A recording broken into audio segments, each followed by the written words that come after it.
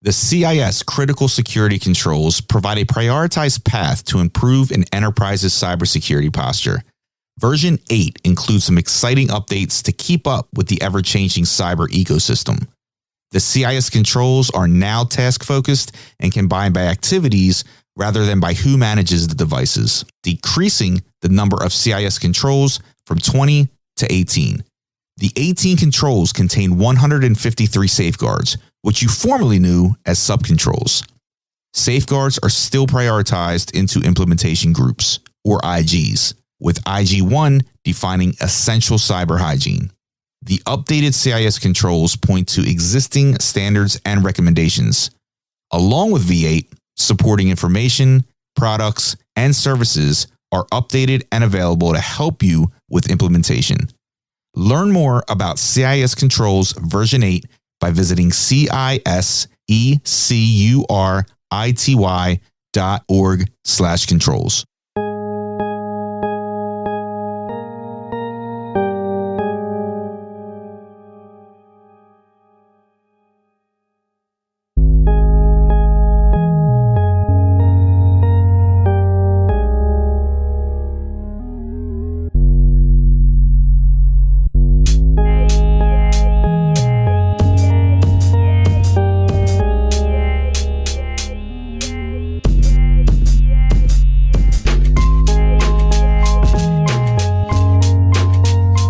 Listening to the Barcode Podcast with your host, Chris Glandon, serving cybersecurity straight up with no chaser. Let's hit the bar and grab a drink. Excuse me? What do you mean you don't serve strawberry seltzers? Ma'am, calm down. Ma'am, our distributor only delivers quality shit here, all right? I told you the last 10 times you asked. So can I get you something else? Perhaps a Keystone Light or something? Whatever. Yo, Danny Boy returns. What's up, man? Hey, Chris. You know, finally feel like part of the Barcode familia. Cranking out drinks like nothing. What's up with you? Not much, man. I just booked Black Hat. That's a security conference out in Vegas. And since this pandemic has had me in hibernation mode, I think I need to go cop some new gear, man. My supply is low. You know I got to show up and represent. Yeah, what you need? You can use my desert camels if you want. I do have them in my trunk, ready to go. Thanks, Danny Boy, but I got something specific in mind that I want to freak 'em with. Some next level security wares. Hell yeah. You got to dare to be different. That's what I always say. In fact, I got a drink that aligns with your style, Chris. It's called the Renegade. You take 1 ounce bourbon, 1 ounce mezcal, 3/4 ounce of yellow chartreuse, 1 dash orange bitters, and 1 dash Angostura bitters. You combine it all in a shaker with ice, then stir with confidence. That takes to be a Renegade. And strain it into a chilled glass. Garnish it with an orange peel. That sounds like shit. Danny, I got to be honest here, man. That ingredient selection is a little suspect. Relax, guys. Calm down, everyone. You know who you're dealing with right here? And if you don't trust me, just remember the motto from the elite British Air Services: who dares wins. That's pretty good. Can't deny that. Well, listen, I got to go talk with a human renegade that just posted up at the bar. I'll catch y'all later. 10-4. Be safe out there, man. And I'll see you next round. Danny Boy, I'll take one, please. Thank you.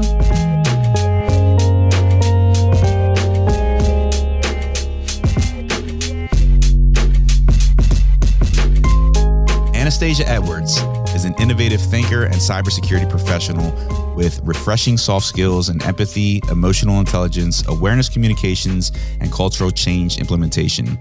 Her sweet spot is melding cybersecurity awareness together with insider threat monitoring and detection.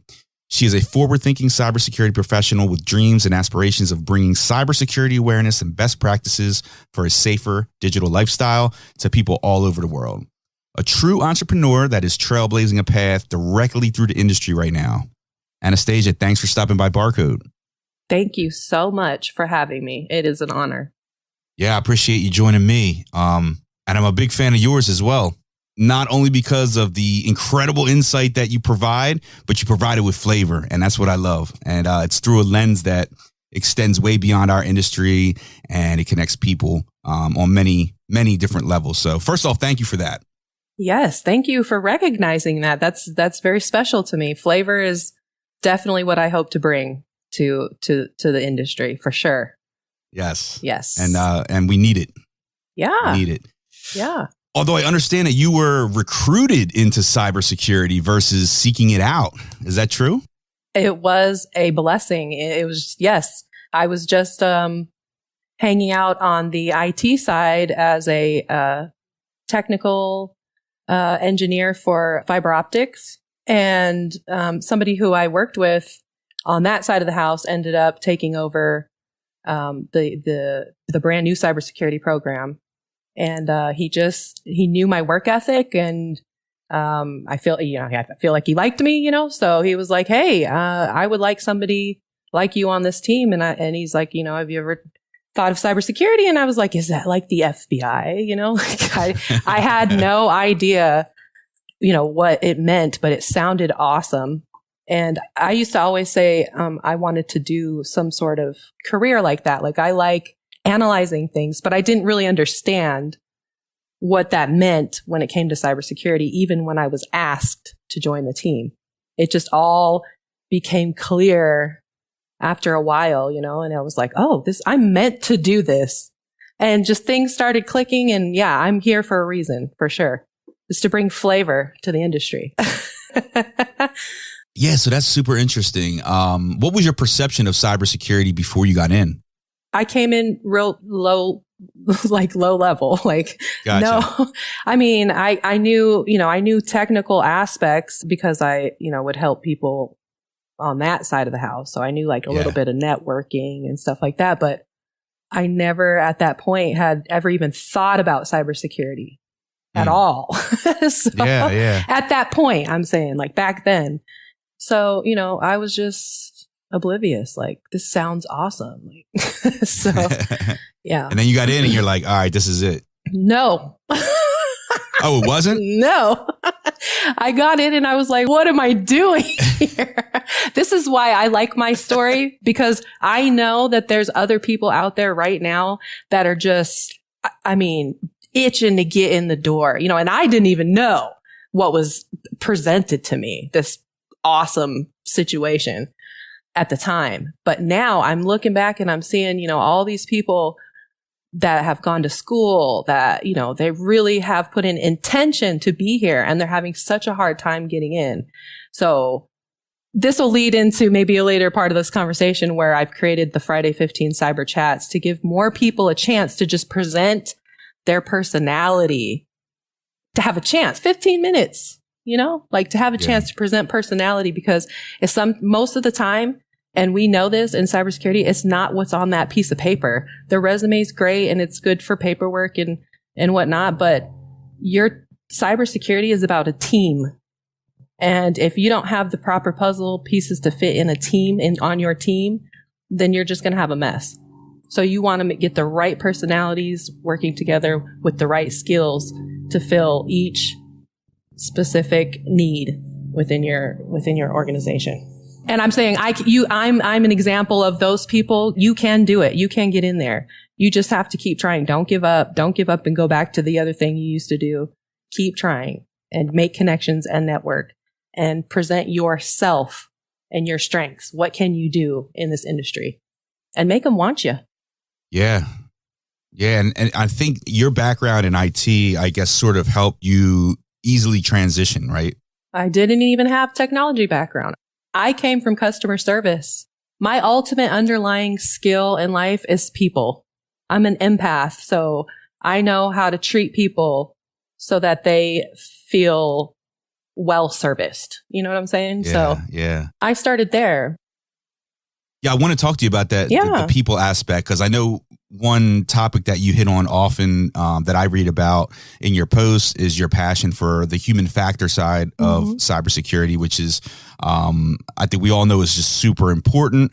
What was it about that side that captivated you? Was it the customer service background coming in? Have you always been sort of just analyzing people? Like what was your passion there? Yeah. So this is so cool to me.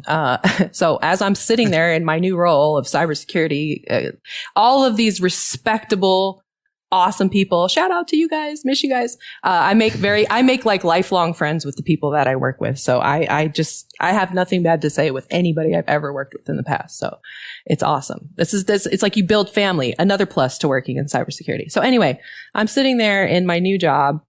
And I'm like, okay, I can be taught this. This is why he brought me over, because he's seen that I learned on the job, because I went from just customer service to now I'm doing technical administrator stuff. You know, I'm learning on the job. She can learn. She's teachable. She doesn't come with an attitude. She's, you know, we can teach her. So that's how I got up there. So now I'm in this job and I'm like, oh my God, all these guys know what they're talking about. And I have to ask questions every 2 seconds. I feel terrible about that, but hey, I got to do what I got to do. And they always made it understandable for me. So I'm like, where do I shine though? Where do I feel comfortable? It was when I would interact with the customers, because when you're doing cybersecurity and you have an issue on somebody's endpoint, you know, it's the human who you're reaching out to saying, hey, so I noticed this activity, you know, what's going on? But how do you approach them so that they're not feeling like, oh God, the IT department is down my back again, you know? Yeah. Which when I would get that from them, I would get annoyed, because I'm human too. Like so I'm like, listen, I'm here to help you. I understand that you may not understand some of the words that we use over here, but I'm here to help translate that for you. You know, and I would break it down to where they would feel relaxed, and then I would disarm that feeling that they would, you know, if they're feeling attacked, you know. So, and nothing ever turned out to be just horrible. You know, it was just something that we could just teach them to do better. Yeah, it's breaking through that stereotype. That's the perception. Oh my goodness. Yeah, it still is. It still is that way. And, you know, whatever. It'll change eventually, I think, but critical mass adoption of cyber consciousness elevation. That's how I see it. Well, I was listening to your other podcast last night of Pablos Holman. Yes. He is amazing. I was just like, oh, he is so cool. And the way he thinks is exactly how I think, like so super futuristic. Like I'm looking at us now in 2022. And I had just posted this somewhere on LinkedIn too, that like, it's going to look like Atari, you know, in retrospect, and not too long. Yeah. So it's so fast moving, and humans, like, yes, AI and machine learning and computers and automation, amazing, great. But what about the humans? I'm not trying to get like into politics or anything like that, but just in general, how many people are going to be able to work? And if they can't work, what are they going to do? And what's going to happen next? You know, so I just leave it at that. And I'm thinking, okay, well, we have a problem and I want to try to help fix that problem. So let me try to get as many humans to be cyber conscious as possible. Another way I like to see it is getting every single human being. And this is going to probably take a little while, but if we launched massive campaigns across the world, like the more you know, remember the more you know? Yes. Remember that? Okay. So why don't we do that with cybersecurity? Because it's so necessary. It is. It's like even from the moment you're born, you are under threat of having your identity stolen. The moment you become a human in this realm, backing up, if the entire earth became entry-level cybersecurity conscious, we would be at a very good start. So we're switching the way in that organic humans think. They're not thinking about cybersecurity. They are absolutely thinking innately with, you know, like we think when we leave the door, when we leave the house and we lock our doors, and when we leave our car and we lock our doors, we don't think twice about it. That critical mass, though, we have to get 10 to 20% of the people to think that way before it just boom, all of a sudden everybody thinks that way. And what is thinking that way? Adopting cyber core values. What are cyber core values? Well, we could pick 10 or 5 or whatever all of the really good ones, good password hygiene, updates, always updates. Do not click on anything unexpected or unfamiliar to you, and on and on and on. Those are our core values. We adopt those, and now we are good cyber stewards. And we will get to that point. Yes. Okay. We will. What's the key to getting there? It's at scale. We're scaling. So if you do it for your organization and you've got 5 people who work for you, it's going to be a lot easier if you have one person out of the 5 people whose job it is to be your cyber security evangelist or your cybersecurity cheerleader or your cybersecurity mascot, whatever it takes for that person to be like the mama bear, whatever that helps you go from an infantile cyber consciousness to at least a teenager or something. Do you know what I mean? Yeah. Like, there has to be a lifeline that everybody knows they can go to and feel comfortable and open. And so that's where my other idea of the cyber human resources comes in. Okay. You pop that in between your humans and the cybersecurity operations and or your internal threat operations teams. Mm-hmm. You put empathy in there. You put the human translator right there in the middle. And they handle all of that, make the human feel good, give the human information, give them feedback, give them praise, do all the things that you do to raise somebody up to think, to survive in this world. And then they take all of that information about the humans who they know and they care for and they watch very carefully and they track, and then they feed that back to internal threat operations. Or, they also work with the security operations team for, internal human, whatever's going on, DLP or, phishing. Phishing is a big one. Phishing is amazing. I get to wear both hats. Yeah. It's kind of fun. It's like, yeah, it is. And I think that's why I like the idea of allowing phishing to be a part of that middle section. Now, cybersecurity operations can also have their phishing guy or group or whatever, but also allow the cyber human resources to have a phishing to do also, because they're translating like humans. They'll be like, Joe, Bob, and Sally are highly targeted this week, and their performance has been thus, like they're recognizing that they're being targeted and they're avoiding attacks, or, Bob had a slip up and he fell for this one. But now your SOC knows who is and your internal threat operations know who your highest risks are. So now they can take that information and do whatever they need to do to, mitigate, remediate, and reduce and all of that stuff, or respond if they need to. I present this idea out to the world because I think so many people within cybersecurity, even now already, can benefit off of it. Why? How? You can take this idea and you can contract yourself out and be that team.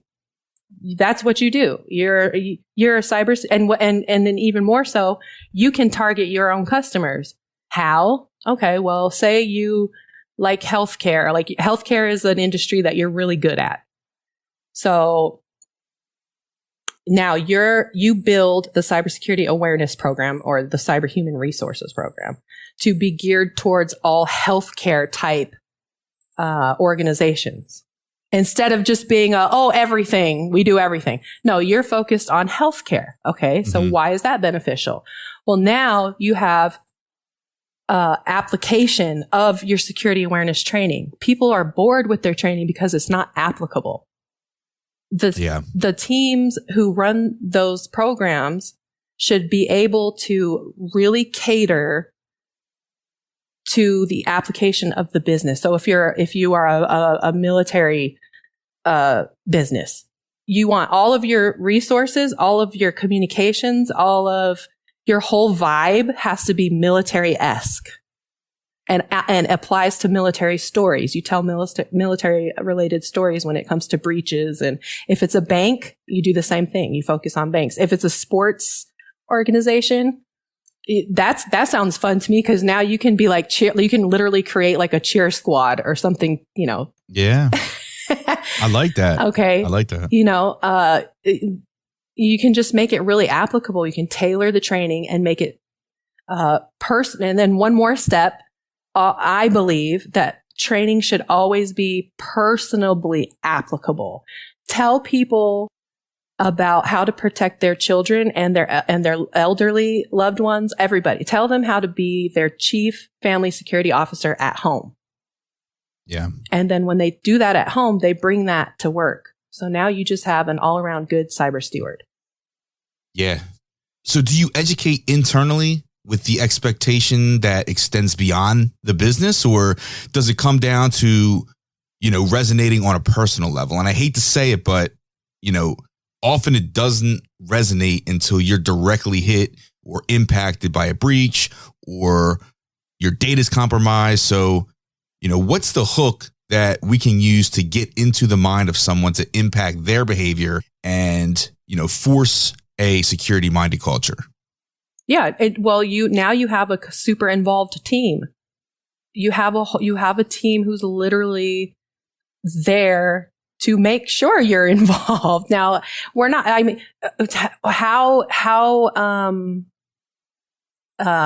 like punitive, what's the word? Like how tough you are, I guess, like on your users. No, like what are your consequences? Like do you allow someone to get phished once and then fire them? Or do you work with them? So like that, what is, I don't know what the word is. Yeah. It's, how aggressively are you, penalizing people? Yeah. Yeah. Or are you, like exactly that. All of those things matter significantly. So, so then like, I feel like me personally, I can't make that decision. That has to come from the people who run the organization all the way up at the top. They have to be very involved, and they have to be the number one spokesperson. Because if they're not doing it, you're not going to get as quick of an adoption to your goals. It has to come from the top down. So I would literally have a team or, somebody dedicated to the executive office and up, even the board of directors. Like a concierge, if you will. I mean, they're right. I'm so serious. Yeah. Or a deputy, or like a, whatever. They're right there all the time, ready for all of the cybersecurity. But they're not just standing there waiting for something to happen. They're teaching as well. They're like, they're watching things that's going, like they're dedicated to those guys. This is just my mind. So maybe it's a fantasy. I don't know, but this is what I think and how I think and what I believe. And this is why. And sometimes when I post on LinkedIn and I'm like, oh, check out my cool merch for my Friday 15. I'm like, they probably think I'm so crazy, but I believe in it. It's legit to me. The more people who look at cybersecurity as a culture, as a lifestyle, as more than just cybersecurity is such a tough word because it's long, it's like cybersecurity. But if we had like a really cool name to encompass what cybersecurity is, it's not just a job. It's not just, I'm an analyst, or I'm a pen tester, or I'm a CISO, or it's not just that. It's, you want your kids to get into it. You just want people to be cyber conscious first. And then to realize like how cool it is to work in this industry. It's like, come on. Yeah. And then when we all switch over to AI and ML and there's barely any jobs for humans left, there still has to be humans behind the technology. So you might as well consider coming over here. Exactly. Yeah. We will need you at some point. Yeah. I'm a big proponent of thinking outside of the box. And I think we need to have people continue to think against the grain. But yeah, it comes down to the fact that organizations are still getting breached. So we need to keep innovating solutions and innovating new frameworks. So definitely keep pushing that concept. Have you actually had an opportunity to develop this out and run a POC? I am constantly thinking and working and doing on this and many other things. But this is obviously my number one right now. This and the Friday 15 are my two top projects right now. However, it's just me. It's just me. I have one person who I talk to people like I'm talking to you. And I just let them know, hey, this is me. This is how I think. You know, you either think I'm a weirdo or you like really want to get with this program, because I feel like so many people could benefit from this, you know, but it's literally just myself and I don't know what to do. So I thought about it and I said, you know what, and I've been holding on to this cyber human resources. I didn't have a name for it. Matter of fact, super quick backtracking to when I was sitting there in my first job in cybersecurity, I was like, how can I be the human, you know, how can I make a human role within cybersecurity? Back then is how I was thinking, but I had no idea how to articulate it. It took me 10 years to now be where I'm at now with my mind and stuff and with this program. So, yeah. No, I like that framework. It's that human link that you need. Yes. Because you said people are still getting hacked, breached. There's still things that are happening. And of course, you have entire teams within these organizations whose job it is to make sure that the technology is updated and patched. And, you know, you're watching for all the latest info drops and all of that. Like there's people there for that. But there is not the equal counterpart and the softer, less data and cyber talky, like the human side, that side is missing. Yeah. And everything has two sides to it. Everything has, you know, polarities. Everything's in polarity. So it's lopsided. And I feel like this is why we have I'll say they're groans and drones that you may see consistently within cybersecurity. Burnout. Just, you know, constant stressing out, but stress, burnout, all of those things are because we are out of equilibrium. Yeah.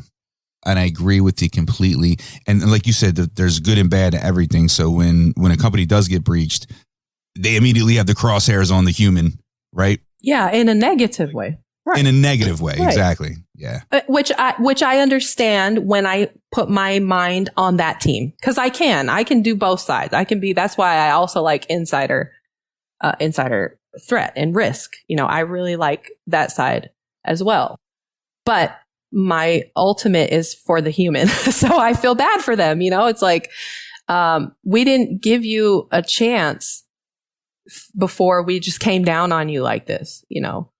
And it's not fair. No, it's not. And it may not be came down on you as it may sound coming out of my mouth. For them, they could be so sensitive that you just look at them the wrong way and they feel worthless. You know, we're talking about human beings here who have traumas, who have stories to tell, who have past histories, they have triggers, and we don't think about those things. But we should be, if we want to have a more strong defense. Period. That's all. That's as simple as it is for me. If you bring up your humans to match the intention and the investment and the love that you're putting into the technology, do the same for your humans, and now you have a happy family, a secure family. From your perspective, are humans within an organization the weakest link or the strongest link? I think both, because if you don't, I mean, even if you talk about technology, there's still a human who's responsible for running updates and doing, you know, something. So even our technology humans, like we do have different subsets of humans when we're talking about the cyberverse, right? Like right. You have cyber layman, with all due respect. That's like the easiest term I can come up with for now, that when I say cyber layman to you, you know what I'm talking about. Yeah. Right. But if I go to like my auntie and I'm like, hey, you're a cyber layman, she'll be like, what? Excuse you? You know, like she doesn't, but you know what I'm saying. So then we have your IT folks, or you have your entry level cybersecurity people. Now I would consider myself, when I first came into this world from IT, I was entry level capable because I already understood some of like what networking was, but I definitely knew how a computer worked and I knew how email worked at the simplest. Mm-hmm. Right. So it was easy for me to pay attention. I grew up online, I've been online forever. So I knew easily. Were you always security conscious? No. Even then? No. Well, okay. No, yes. I mean, I'm not easily fooled. I'm a skeptic and I'm slightly paranoid and, so I'm not just gonna. But you knew the triggers from being in IT. Yeah, for sure. But like, things like updates at one point, this is before IT. Like if my phone or something needed an update, I would be like, oh, annoying. I'll do that later. Right. But now it's like, oh, nope, it's easy. It's quick. Just do it. I have a shirt on my, website that says, be calm and run the update or something like that. I can't remember. I have to go look, but yeah, stay calm and run the update. Cause people see the update and they're like, I don't want to do it. I got things to do, or I'm in the middle of this, or whatever the excuse is, whatever. People don't want to do it. Just do it. Oh, also, I'm a night owl. I am trying to make connections with people who are up at all hours of the night, thinking about how to make cybersecurity a better place. Because I'm up by myself and I'm just sitting here like, I wish I try to have friends. All my friends do completely other things than me. And I love them to death. But I'm like, cybersecurity, you do cybersecurity. They probably can't stand me. I try so hard. But no, they're awesome. But it's just funny how I don't have anybody to talk to. I just mean like late, like later and not just during business hours. Like, yeah, you know what I'm saying. So I got you. But then I'm all the way out here in Montana. So it's not like I can just go to the cyber bar down the street and. Yeah. We could do a 24/7 bar. So like you have the nocturnal security professionals there. I was one of those guys. I was a nocturnal. I loved night shift. Shout out night shift. I loved night shift, man. It was so awesome because you're still there. You're doing your job, but it's just chill. And I'm an introvert and I like dark. I like to work in the dark, so it was just perfect for me. It was perfect. But people forget about you. They do. You're just there to hold it down while everybody's sleeping. So. Yeah, right. Yeah. So I want to talk to you about a project that you're driving called the Friday 15 Cyber Chats Cyber Speed Networking Project. Talk to me about that. What's that all about? So this is one of my projects that I decided to put out there after sitting on it for a while. And it comes about just like I was explaining earlier, just looking at, I stay on LinkedIn a lot because I feel like it is a really good wormhole into the space that is cybersecurity. Like there's all kinds of people on there. They're all talking, it's a culture. It's there. So I'm on there and I'm watching and I'm looking and I'm analyzing everything that's going on. And I'm seeing how these folks who are trying to get into cybersecurity are having such a hard time. And then to see people who have been in it, get laid off or just anything happens, then there's just, there's so many aspects to where I'm seeing a need for people to communicate more personably. Mm-hmm. And the bar idea had come to mind, but just as in the essence, like the essence of a bar. And then I was like, I had watched something that was like something about speed dating or something. And I was like, oh my gosh, what if I did a virtual cyber speed dating like thing for professionals in the cybersecurity industry, but who want to have a chance to meet somebody else in the industry like this, in a vibe like this. Yeah. Super chill, no expectations, but still professional because we're all, we're all in the same lifestyle. We all do this. So I was like, okay, so, and I, again, just me. And I was like, how can I do this? I've got people, I threw it out there and people were like, yeah, I like it. And I was like, oh, this is going to work. So this is awesome. They like it. So I tried to do it through some other, platform, a video platform, and it did not work the way that I thought it would work. And I did a mistake twice. And there was about 20 people who were involved who saw me fail twice. And I was so embarrassed. I mean, literally, I'm in the middle of my daughter's wrestling me at state. She made state wrestling, and I'm sitting there and I'm watching her wrestling, and I don't have service on my phone. Oh. And she's on the mat, and it's the time of the Friday 15, which I do at 3 p.m. Eastern time, Fridays. Okay. And I was dead in the water. I couldn't do anything. Was this your first attempt? That was the second attempt. The first attempt, I forgot to click a small button on like the options. One damn button. That one damn button. Yeah. It was like fail. Oh man. Failed twice. Duh. So there's another story there because, failure, people always, get discouraged when they fail. And my old self, I definitely would have been like, okay, I'm getting off LinkedIn. never going to show my face. I am gone. Like, just put me back on night shift. How do you sharpen the axe? Like, how do you, like, where do you go to get your information and learn? Like, do you have trusted resources or trusted people on LinkedIn that you follow? Like, how do you filter out the noise? So on one perspective, when I think about wanting to take in all of the information that comes out in the cyber world on a daily basis, it annoys me because I just wish I had like a USB stick I could plug into the internet, download, and stick it back in my brain. So it would all be there because I want to know all the things, but it's so much. And so I can't keep up. So I overload, and then I just don't even want to look at it at all. Okay. So that's where I'm at. I let things fall in front of me as they may. I'm very like synchronicities. You may have seen on my LinkedIn that I put on there a meme that said, when your coworkers know you work with tarot cards and crystal balls.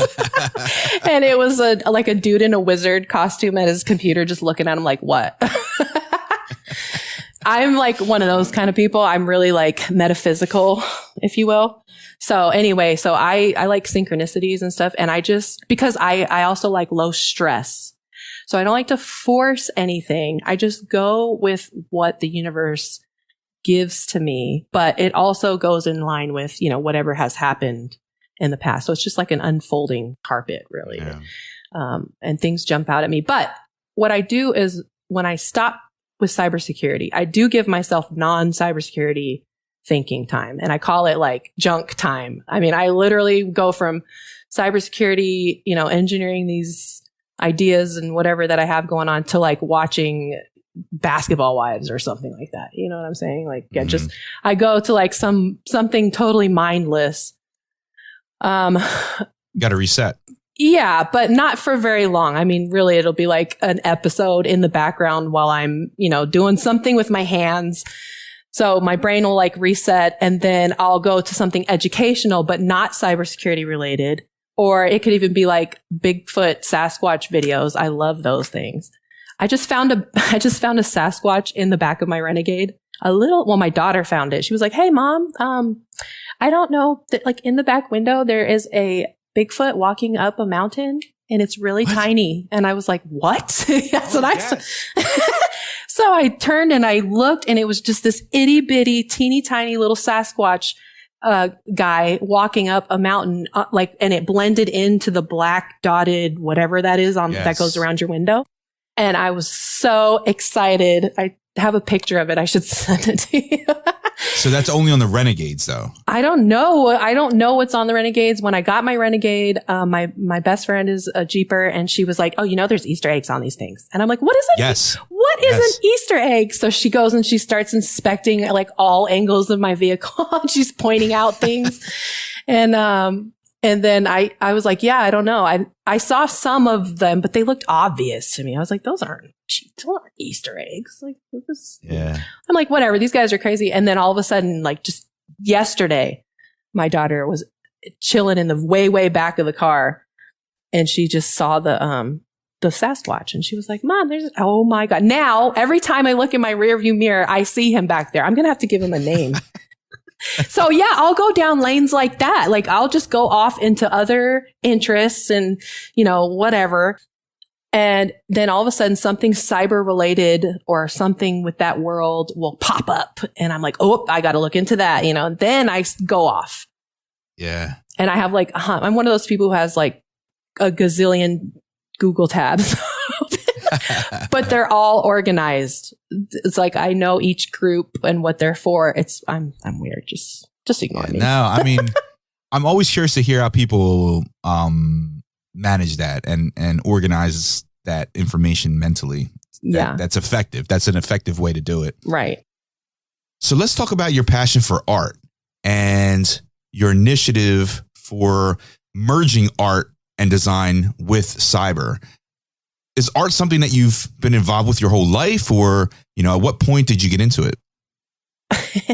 It started with photography, and one day my night shift partner and we were like best friends. Sadly, he passed away. He was so otherworldly. Like I almost wonder if he was really human or not sometimes. He was looking at my photography, just some stuff I took on my phone. And we started talking about like symmetry and just got into like this really deep, that's what you get with me. Okay. We go like way out there. So he basically inspired me to start creating symmetrical art and out of nature. And I was like, this is so cool. Just to me, that's how I am. I do this because I like to do it. Whether somebody else likes it or doesn't like it, that's totally up to them. I don't. It's therapeutic for you. Yeah, exactly. That's a part of that time I give to myself. Like you were just saying, like that's what I do. I go into my artistic zone and I just start thinking. But yeah, so it went from that to just now like coming up with the Friday 15 and going, well, like merch would be cool, so like I'll just look at creating, apparel and I was doing shoes before. I was doing shoes just like, again, because I liked to do it before, but not with any like specific purpose. And then it just came to me and I was like, yeah, So you came up with that on your own? Yeah. Because that's crazy. Now tell me about your shoe line, because this is a shoe line designed specifically for cybersecurity professionals. So one of my jobs in life was I worked at Lady Foot Locker and Foot Action for a long time, very long time. I'm a sneakerhead, shoe head, like all of that stuff. I love shoes. So I've always been into shoes. So I'm like, well, I'm just going to, try to design my own shoes. So then I was doing that just for me. But then I started coming up with the business ideas and I was like, okay, how do you make people get into something? How do you build a culture? How do you, like what's going to get somebody's attention and be interested in what you're trying to do? And I was like, well, I like shoes and I like art and I don't see anybody posting anything about, art, merch, or anything that's cyber culture. Cyber is better. Cyber culture related. Cyber is always in everything. Like it just describes the whole cyber sphere, whatever you want to call it. I mean, and to be like really like back to Pablo's, right? Like that futuristic thinking. It's like soon everything will be like that. Everything is going to be in like a cyber sphere. It's just like a Black Mirror's episode in real life. I'm just saying. I feel like how could it not go there? Unless the world blew up, then how? Yeah. I don't know. That's just me. I'd like to quickly get your thoughts on AI and the metaverse. So how do you think that human-centric technology will evolve?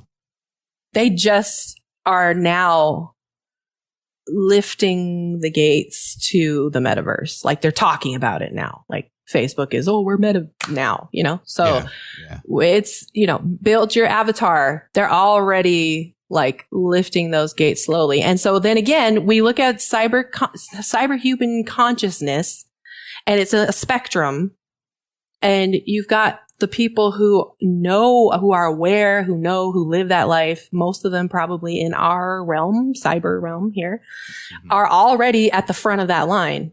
Because this is what they're into. They want to. You know, some people are like, no, but some things are inevitable, you know? So, and then you've got all the people way, way, way in the back that are like, no clue what is a meta. So, you know. And that's dangerous. That's dangerous because I don't think they understand fully what they're getting into and what they're signing up for, voluntarily or involuntarily. So I think that there needs to be a clear-cut line. And that goes back to the communication piece and getting that message across for cyber, but also getting the message across for privacy and what, you know, the person out there that's not even immersed in security or IT, like someone that's running a used bookstore on the corner. How do we get to them? Yeah, that's what I'm saying. So if more people had this level of thinking, like you and I are discussing here, at a critical mass in the IT space, to be able to convince people that have platforms.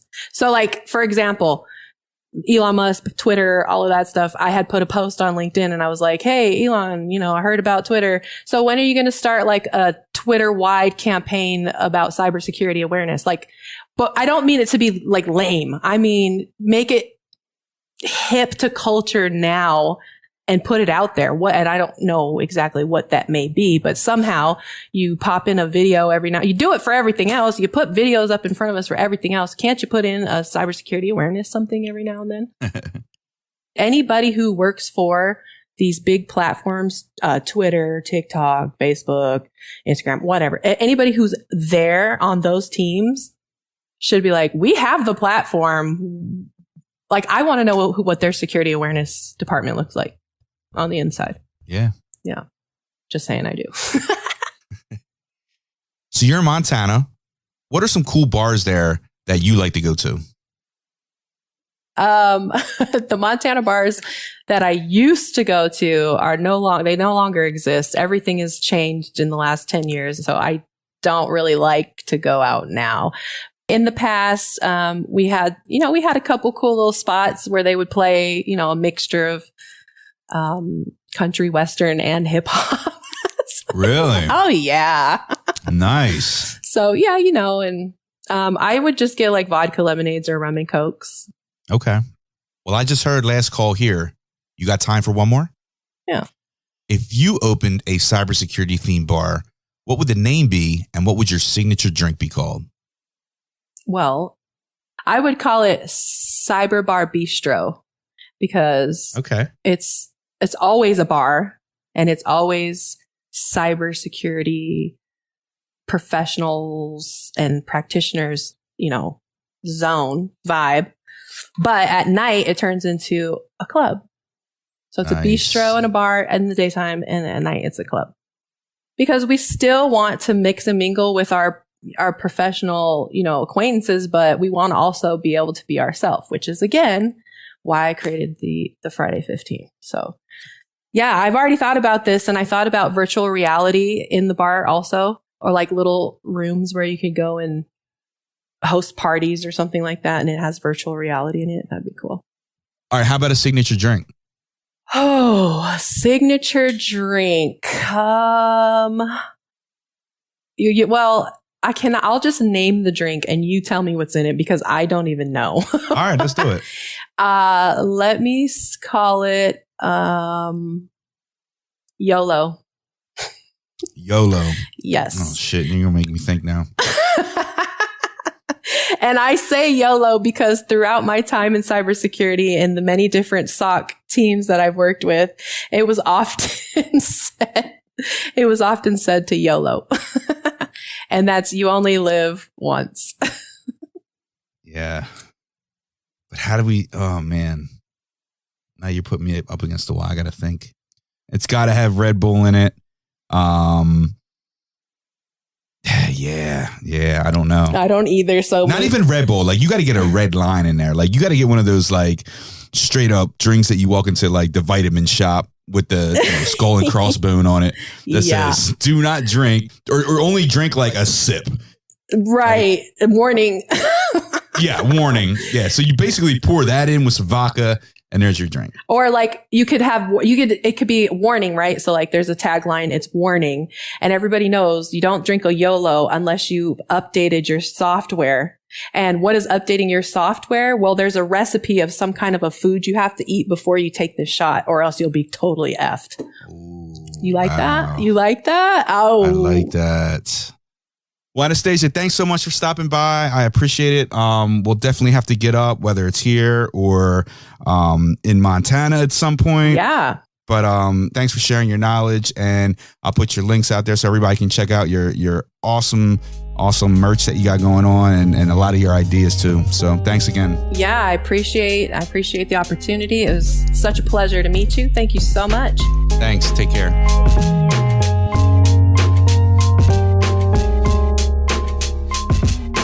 As you know, Barcode is where security and IT professionals hang out after a long day. So, get your message front and center to our fans by sponsoring an episode. Learn more at thebarcodepodcast.com/sponsor. Cheers.